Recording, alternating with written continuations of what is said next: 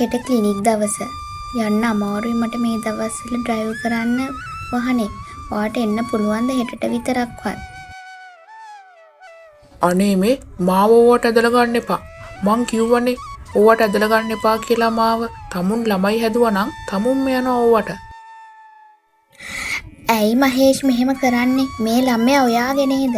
ඔයාට එක දවසක්වත් මං වෙනුවෙන් එන්න බැයිද? ඔයාට හැමදාම ඔෆිස් වල නෑනේ. ඊටම ඕන නිවාඩු ගන්න බැරි මිනිස්සෙක් නෙමෙයිනේ. මං වෙනුවෙන් පොඩිමවත් වෙලාවක් ඔයාට වෙන් කරන්න බැයිද? මං ඔයාට කරපු වැරද්ද මොකද්ද? මට මෙහෙම කරන්න තරම්. ඔයාට පණ වගේ ආදරය කරපු එකද? මම කරපු වැරද්ද? ඇයි මට මෙහෙම කරන්නේ? අනේ මට මෙහෙම කරන්න එපා මහේෂ්.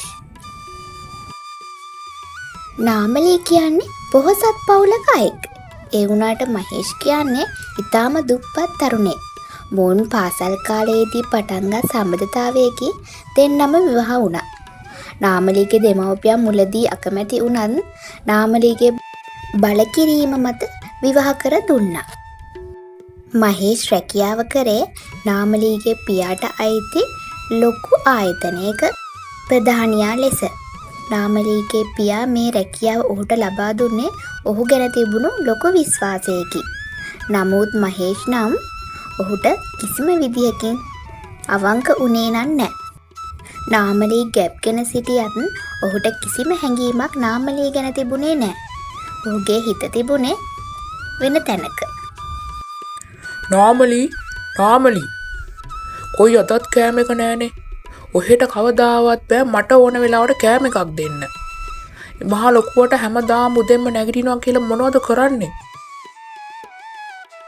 අනේ මහේෂ් මට සමා වෙන්න. උදේ නැගිට වෙලේ ඉඳන් මට වමන යනවා. මට මේ දවස් ටිකේ හරිම අමාරුයි. උදෙන්ම නැගිට්ටහමත් ඔළුව කැරකිල්ල වගේ. අනේ ඔහෙට හැමදාම ලෙඩ ඉවරයක් නැති ලෙඩක් තියෙන්නේ. බබෙක් හම්බ වෙන්න ඔච්චර අමාරුද? මගේත් කරුමනේ. මමත් මේ ගෑණිව බැඳගත්තා. මටත් පිස්සු. මට හරියට කන්නවත් දෙන්නේ නැහැ. හරියට සලකන්නේවත් නැහැ. අනේ එහෙම කතා කරන්න එපා මහේෂ්. මම ඔයාට හැමදාම මෙහෙම කරන්නේ නෑනේ. මම මේ ගැප් ගනේ හින්දා මට ටිකක් අමාරුයි. ඒකයි මෙහෙම දේවල් වෙන්නේ. නාමලී කොච්චර පැහැදිලි කරත් මහේෂ්ට නම් කිසිම ගාණක් තිබුණේ නෑ. ඔහුගේ හිත වෙන තැනක තිබුණ නිසා නාමලීට ඔහු ගැන කිසිම හැඟීමක් තිබුණේ නෑ. ඔහු නිතරම කරේ නාමලීට බැනවැදිමින් අපහාස කරමින් රිද්දපු එකයි. මේකට ලොකුම හේතුවක් තිබ්බා.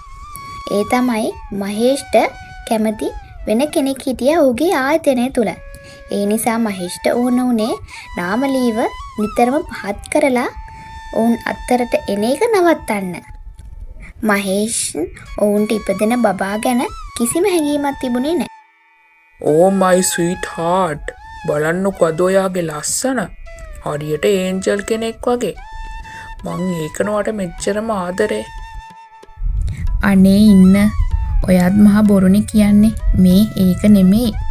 ඔෆිස් එකෙන් ට්‍රිප් එකක් යනවා. අපි දෙන්නත් යමුද? අපි දෙන්න වෙන දිහා කියන් ඔෆිස් එකේ ට්‍රිප් එක යනවා කියලා. ගාල්ලේ වගේ යමුද? ඒ පැත්තේ හරි ලස්සනයි. මමත් ආසයි. ඔයා කැමති නණ්ඩාලි මං ඔයාව හදට උනත් එක්කන් යන්න. මටත් අර ගෑනිත් එක්ක ඉඳලා එපා වෙලා තියෙන්නේ. අපි දෙන්න යමු අනේ. ඔයාට දවස් 3ක් නෙමෙයි වව මාසයක් වුණත් මං එක්කන් යන්නම්කෝ. ඔයත් එක්ක මං ඇවිදින්න හරි ආසයි. මදු කියන්නේ මහේෂ්ගේ ලේකම් විදියට වැඩ කරපු කෙනා. මදු කියන්නේ කලින් විවාහ වෙලා දැන් වෙන්නුණු කෙනෙක්. නමුත් මහේෂ් එක්ක තිබුණු සම්බන්ධය ගොඩක් දුර ගියපු එකක්. දැන් අවුරුද්දක් පමණ ආසන්න වෙනවා මේ සම්බන්ධෙට. ඔවුන් නිතරම එකට ඇවිදීමින් කාලය ගෙවමින් සතුටෙන් යෙදුණා. නාමලී මේ කිසිම දෙයක් ගැන දැනන් හිටියේ නැහැ. නාමලී සහ ඇගේ පවුලේ අයටයි රහසක් වුණු මේ සම්බන්ධය ආයතනයේ අයට නම් රහසක් වුණේ නැහැ. ඔවුන් මුලින් ඉඳන්ම මේ සම්බන්ධය දැනගෙන හිටියා. මදු කියන්නේ හරිම ආඩම්බර ගැහණියක්. ඇයට ඕන වුණේම නාමලී වෙන් කරලා මහේෂ් සමග විවාහ වෙන්නයි. මහේෂුත් එයට ඉතා කැමැත්තෙන් හිටියා. නමුත් තාමත් දීපල තියෙන්නේ නාමලීගේ පියාගේ නමට නිසා මහේෂ්ට නාමලීව අතාරින්න පුළුවන්කමක් තිබුණේ නැහැ. ඉතින් මහේෂ් සහ මදු චාරිකාවක් යන බව නාමලට දැන්නුවේ නැහැ. ඉතින් නාමලේ දින 3ක්ම හඬමින් කල්පනා කරමින් ඊටාම දුක්ඛිතව මහේෂ් එනකන් කල් ගෙව්වා. ඒක නෙමෙයි ඩාලි. අපි ගියපු ට්‍රිප් එක නම් හරිම ලස්සනයි නේද? මම නම් ගොඩක් සතුටු වුණා. ඒ වුණාට වැඩක් දී අපිට හැමදාම මෙහෙම ඇවිදින්න නෑනේ. දැන් ඔයා යන්න එපයි අර ගෑණිගේ ගෙදර. ඔයා එහෙ ගියපුවහම මට හරි දුකයි. අපි දෙන්න කවද්දානේ එක වහලක් යටට එන්නේ. මට නම් බෑ මෙහෙම හැමදාම හොරෙන් මෙහෙම ඇවිද ඉන්න. ඔයා මොකක් හරි කරන්නකෝ ඉක්මනට. ඔව් මදු ඒක නම් ඇත්ත තමයි. මටත් දැන් ඇති වෙලා තියෙන්නේ මේ මගුල් හොරෙන් කරලා. මම අද මේකෙන් දෙකෙන් එකක් විසඳ ගන්නවා. මේ ඔක්කොම මගේ නමට ලියාගෙන අපි දෙන්න එකතු වෙමු. අර ගෑණි අර පවුලේ උණ්ඩයි හිඟන්න වෙච්ච දෙ. අපි දෙන්න හොඳට කාලා බීලා සැපේම මේ ඔක්කොම ලියාගෙන. ඔයා එතකම් පොඩ්ඩක් ඉවසන්නකෝ. මං ඔයාට හොඳට සලකනවා මේ හැමදේම ලියාගත්තට පස්සේ. දැන් මට මුකුත් කරන්න බෑනේ. මං අද මේකෙන් දෙකෙන් එකක් බේර ගන්නවා. අනේ මහේෂ්, ඔයා කොහෙද ගිහින් හිටියේ දවස් 3ක්ම? ඇයි මට කෝල් එකක්වත් දුන්නේ නැත්තේ? ඔයා යන දිහක්වත් මට කියලා ගියේ නෑනේ. අඩුම මට කෝල් එකක් හරි මැසේජ් එකක් හරි දාන්න තිබ්බනේ. අනේ නවත්ත ගන්නවා නාමලි. ඔයාගෙත් බොරුව තියෙන්නේ. ඔයා මට හැමදාම බොරුමයි කරන්නේ. ඔයාගේ ආදරෙත් බොරු. ඔය හැමදේම බොරු. ඔයාට ඔය ඔච්චර ආදරයක් තියෙනවා නම් ඇයි ඔයාලගේ තාත්තා මේවා මගේ නමට ලියන්නේ නැත්තේ? අනේ ඇයි මහේෂ් එහෙම කියන්නේ? මේ හැම දෙයක්ම අපේනේ. එයාලට ඉන්න එකම ළමයා මම. ඉතින් කවදා හරි මේ හැම දෙයක්ම අපිටයි ලැබෙන්නේ. ඇයි ඔයා මෙහෙම කියන්නේ? දැනටත් මේ හැම දෙයක්ම බලාගන්නේ ඔයානේ. මේ හැම දෙයකින්ම ආදායම් වෙන්නේ ඔයාටනේ. ඇයි ඉතින් තවත් මේවා බලන්න කියන්නේ? ඔව් ඔයා නම් ඔහොම කියයි. ඒ වුණාට කවදා හරි ඔයාලගේ තාත්තා මාව පන්නලා ඔයාට වෙන කෙනෙක් බන්දලා දීලා ඒ මිනිස්සයාට මේවා ලියලා දුන්නොත් මට මොකද වෙන්නේ? ඔයා නම් කියයි. ඒ වුණාට මට නම් 7-5කට විශ්වාසයක් නැහැ. ඔයාට මාත් එක්ක හොඳින් ජීවත් වෙන්න ඕන නම් මේ ඔක්කොම මගේ නමට ලියලා පෙන්නන්න. එතකොට මං විශ්වාස කරන්නම් ඔයාගේ ආදරේ ඇත්තක් කියලා. මට දැන් නම් විශ්වාස කරන්න හරිම අමාරුයි. මට ඔයා ගැන 7-5කට ෂුවර් එකක් නැහැ. ඒ නිසා ඔයා තාත්තට කියන්න අපි දෙන්නට හොඳින් ජීවත් වෙන්න ඕන නම් මේ ඔක්කොම මගේ නමට ලියලා පෙන්නන්න කියලා. මං දැනට නම් ඔයත් එක්ක හොඳින් ජීවත් වෙන්න ආසවත් නැහැ. මොකද මටත් මගේ ජීවිතේ වටිනවා. ඉතින් නාමලි මහේෂ් කියපු දේවල් හිතට අරගෙන උදේම පිටත් වුණා දෙමව්පියන් හම්බ වෙන්න.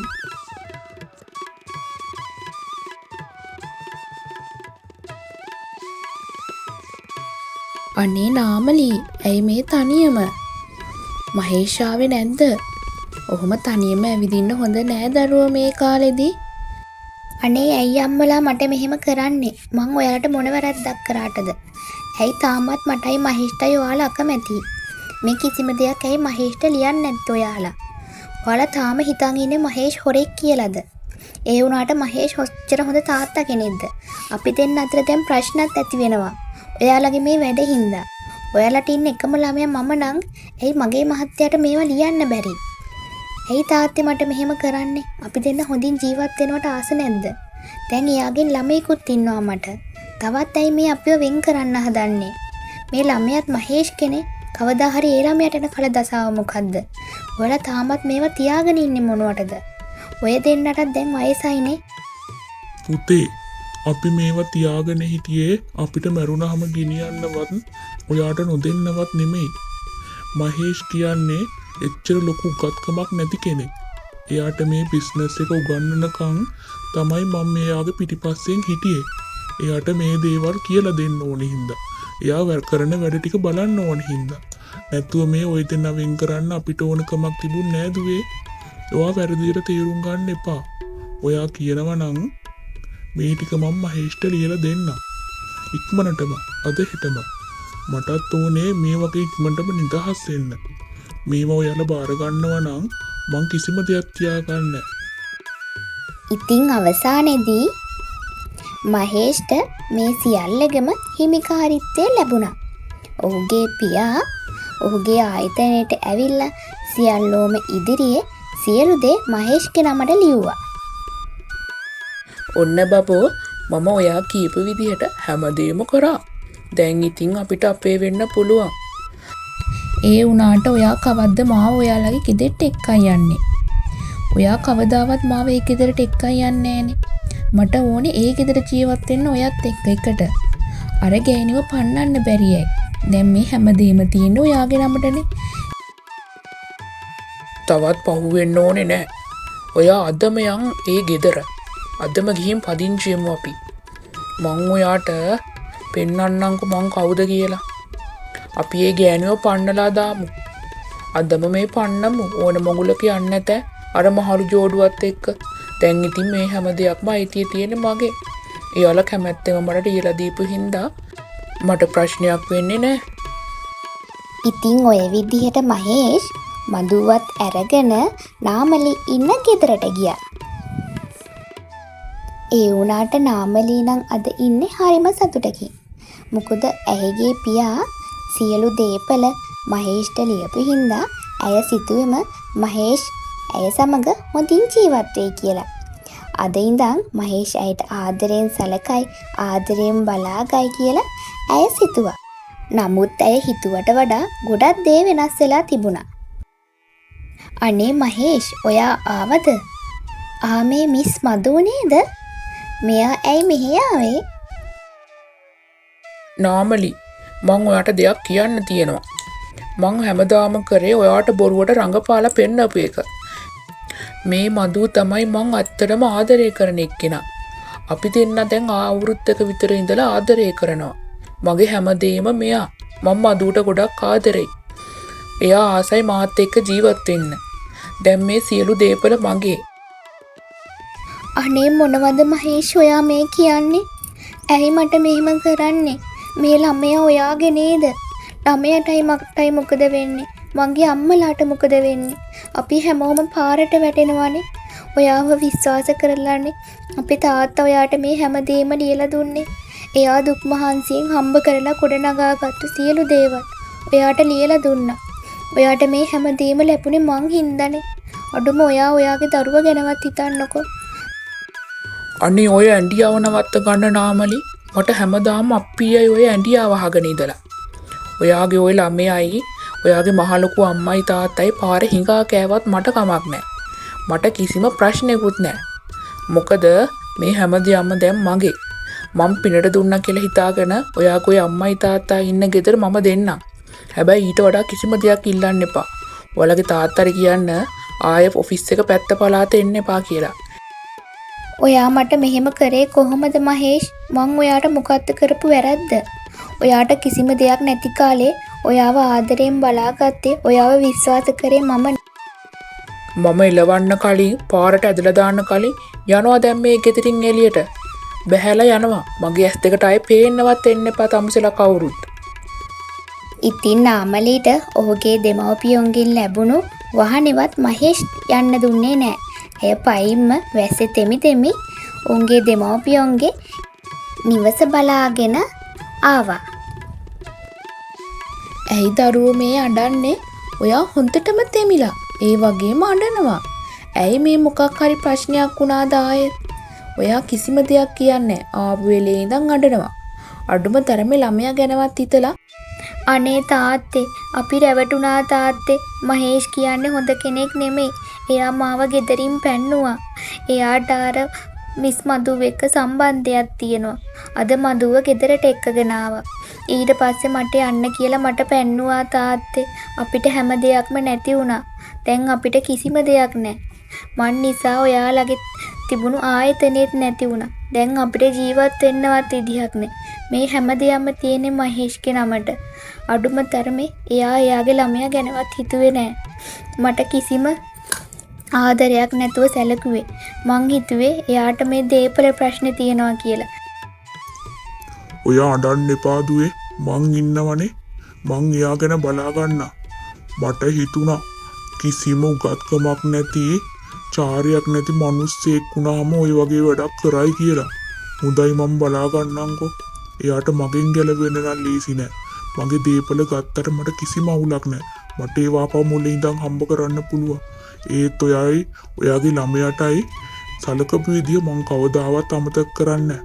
මං හැම දෙයක් ගැනම බලා ගන්නවා. ඔයා දැන් නාඩා ඉන්නකෝ. මේ තාත්තා ඉන්නකම් ඔයා කිසිම දෙයකට බය වෙන්න එපා. එයාට මං කවුද කියලා පෙන්වන්න.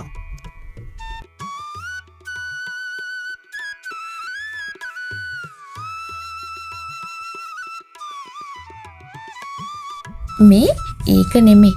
මට අලුත් කාර් එකක් ගන්න ඕනේ. දැන් මට කාර් එකක් ගන්න කාලේ හරි කියලා හිතෙනවා. ඒ වගේම මගේ ඇඳුම් ඔක්කොම පරණ වෙලා. මට ලස්සන ඇඳුම් ටිකකුත් ගන්න ඕනේ. මට ඔයාගේ කාඩ් එක දෙන්න පුළුවන්ද? ඒ වගේම ජුවලරි ටිකකුත් ගන්න ඕනේ. ඔක්කොම ඕල්ඩ් ෆැෂන් වෙලා. මට නම් තේරෙන්නේ නැහැ අනේ. හරි බබෝ, ඔයා ඕන දෙයක් ගන්න. මං ඔයාට හැම දෙයක්ම දෙන්න. ඔයා කිසිම දෙයකට බය වෙන්න එපා. අපි හෙට යමුකෝ shopping කරන්න. හෙට අපි වැඩට යන්න ඕනේ නෑ. ඔයාත් ආයේ වැඩට යන්න ඕනේ නෑ.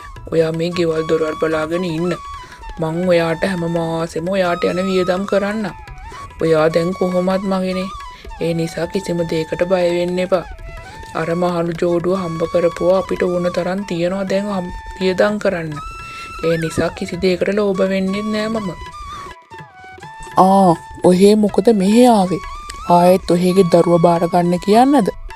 නැත්තම් දීපල ටික ඉල්ලලා මගේ ඉස්සරහ වැඳ වැටෙන්නද? මොට නිකමට හිතුණා තමුසේ වගේ මහ ජරා මිනිස්සෙක් කියලා. මං ඒකයි මුලදිම මේ සම්බන්ධයට අකමැති වුණේ. කොහෙද ඉතින් අපි දුවටත් ඕනි කිව්වනේ තමුසෙමනේ. ඒ හින්දා තමයි තමුසේ බන්දලා දුන්නේ. තමුන්ට වෙන දේ තමුන්ට හිතා ගන්නවත් බැරි වෙයි. බලනවා තමුන්ට මම කරන දේ. මගේ ළමයයි ඔයගේ ළමයයි රවට්ටපු පලිය මං තමුසෙන් කොහොම හරි ගන්නවා. ඔයා හිතන්න එපා මං ලේසියෙන් එහෙම මේක අතාරී කියලා. මගේ ළමයට දීපු ගින්දර ඔයාලට දවසක පත්තු වෙයි. එතකන් උඩ පැන ඉන්නවකෝ. අපෝ මට නම් මේ මිනිහව පේන්න බෑනේ ඉස්සර ඉඳන්ම. ඔෆිස් එකට ආවොත් මොකක් හරි ලෙඩක්. අනේ මේ මිනිස්සයව පන්නලා දාන්නනේ. මොන විකාරයක්ද? හැම වෙලෙම කියවන්න විතරයි දන්නේ. බලමුකෝ මොකද්ද කරන්න කියලා. අනේ මේ බලන්නකෝ මහේෂ්. මෙයා ආයෙත් මේකට ඇවිල්ලා. අපිට නම් මෙයාලගෙන් ගැලවීමක් ඇත්තෙම නෑ. ඇයි මෙයාව ඇතුට්ට ගත්තේ? ඇයි ඔයා මෙහෙ ආවේ? මං කිව්වා නේද මගේ ඇස් දෙකට පේන්නවත් දෙන්න එපා කියලා. ඒ තියෙද්දියි මට වද දෙන්න ආවේ. මාව බාර ගන්න කියන්න දාවේ. එහෙම නැත්තම් දරුවා බාර ගන්න කියන්න දාවේ. මට ওই දෙකෙන් එකක්වත් ඕනේ නැහැ. මෙතනින් බහැර නොපෙනී යනවා මගේ අති මැරුම් කන්න නැතුව. කොයි මේ නිමාලි මෙහෙ එනවා. මං කී සැරයක් කියලා තියනවද මේ මිනිස්සුන්ව ඇතුළට ගන්න එපා කියලා. මං සිකියුරිටි එකටත් ඉන්ෆෝම් කරානේ මෙයාලා ආවොත් පන්නලා දාන්න කියලා. ඇතුළට ගත්තේ මං කියලා තියනවනේ ඊයේ. Sorry sir. සර් ඊයේ මේල් චෙක් කරේ නැද්ද? මැඩම් තමයි අද ඉඳන් අපි CEO විදියට වැඩ කරන්නේ. සර් පොඩ්ඩක් මේල් එක චෙක් කරා නම් හරි. අද උදේම මේල් එක ඇවිත් තියෙනවා. ඩිරෙක්ටර් බෝඩ් එකේ. මොනවා? එහෙම කරන්නේ කොහොමද? එහෙම කරන්න අයිතියක් කාටවත් නැහනේ. මමයි මේකේ දැන් ප්‍රධානියා. මට ඕන විදිහට තමයි වැඩ වෙන්නේ. මේව කරන්න පුළුවන් බලයක් තියෙන්නේ කාටද? කවුද? තමුන්ට කවුද මෙතෙන්ට එන්න කිව්වේ කියනවා. කාටද එහෙම බලයක් තියෙන්නේ? ඔහේ CEO කරන්න තරම්. මටයි එහෙම බලයක් තියෙන්නේ. මගේ ලෝය මහත්තයා පැහැදිලි කරයි. Sorry mister Mahesh. එදා අපි ඔයාට දුන්නේ බොරු ඩොකියුමන්ට් වගේ. මිස්ටර් පෙරේරාගේ ලොකු ඉල්ලීමක් මතයි මට එහෙම කරන්න උනේ. ඔයා ගැන මම මුල ඉඳලම දැනගෙන හිටියා. මගේ දුවට මෙහෙම කරයි කියලා මට හොඳටම තේරුණා. මේ ඔෆිස් එකේ ඔයාට විතරක් නෙමෙයි මිනිස්සු ඉන්නේ. මං යටතේ වැඩ කරන මිනිස්සු ගොඩක් ඉන්නවා. එයාලගෙන් මට මේ මිස් මදු ගැන සම්බන්ධේ හොඳටම ආරංචි වුණා. කවදා හරි මේ දේ වෙයි කියලා මම බලාපොරොත්තු වෙනුත් හිටියා. ඒත් මේ මගේ ළමයා නිසා මං ඉවසගෙන හිටියා. දැන් ඒවට වෙලාව හරි. මම මේ හැමදේම කරේ මේ හැමදේම දැනගෙනයි. ඔයා හිතන්න එපා මං එහෙම ලේසියෙන් පරාද වෙන කෙනෙක් කියලා. දැන් දැක්ක නේද උන දේ? කවදා හරි ඔයාටත් ඔයාගේ ළමයටත් මේ දේ වුණාම තාත්තා කෙනෙක්ගේ කොච්චර හයිය වටිනවද කියලා තේරෙයි. මගේ ළමයා වෙනුවෙන් මට කරන්න බැරි දෙයක් නෑ. ඒ වගේම තමුසේ ගැන මට ලැජ්ජයි. තමුන්ගේ ළමයටවත් තමුන්ට අවංක වෙන්න බැරි වුණා.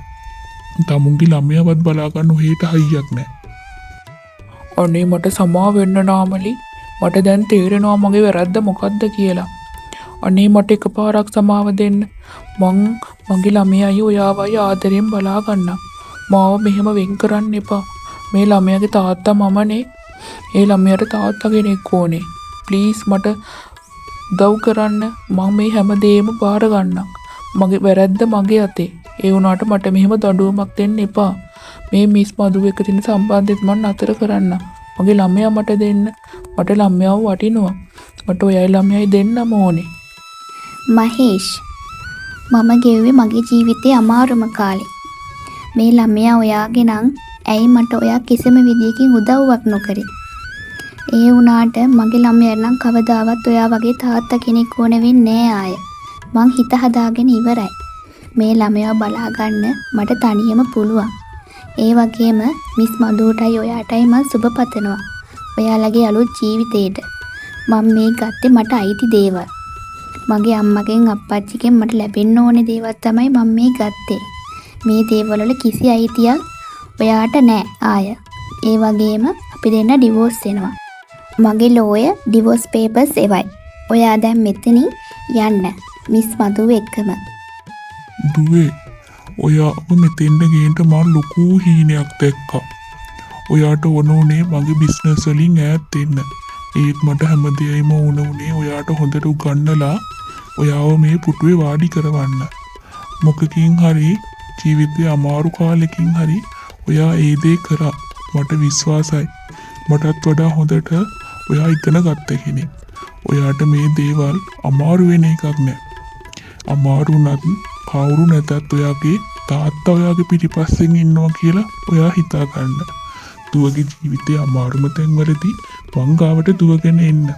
මට පුළුවන් දුව බලා ගන්න. ඒ වගේම දුවගේ ළමයාවත්. දුව කිසි දෙයකට බය වෙන්න එපා. දුව දැන් උන හැමදේම අමතක කරන්න. අපිට ආපහු අපේ හැමදේම ලැබුණා.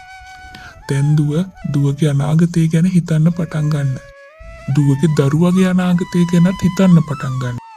අනේ තාත්තේ මට සමා වෙන්න. ඔයාලා හිටියේ නැත්තම් මට මොනවා වෙයිද කියලා මටවත් හිතා ගන්න බෑ. ඔයයි අම්මයි තමා මගේ ජීවිතේම. මං ආයේ කවදාවත් ඔයාලා එපා කියන දෙයක් කරන්නේ නෑ. මට හැමදේම වැරදුනේ ඔයා එපා කියලා කියපු දේවල් කරපු නිසා. මම ආදරෙන් අන්ධ වෙලා හිටියේ. ඒකයි මට මේ හැමදේම නැති උනේ. තාත්තා හිටපු නිසා මම බේරුණා. නැත්තම් මගේ ළමයාවත් මට නැති වෙනවා තාත්තේ. තාත්තට ස්තුතියි. ගොඩක් මාව විශ්වාස කරලා මාව මේ පුටුවේ ඉඳුවාට. මං තාත්තට පෙන්නන්න මං ඉගෙන ගත්ත දේවල් තාමත් වටිනවා කියලා.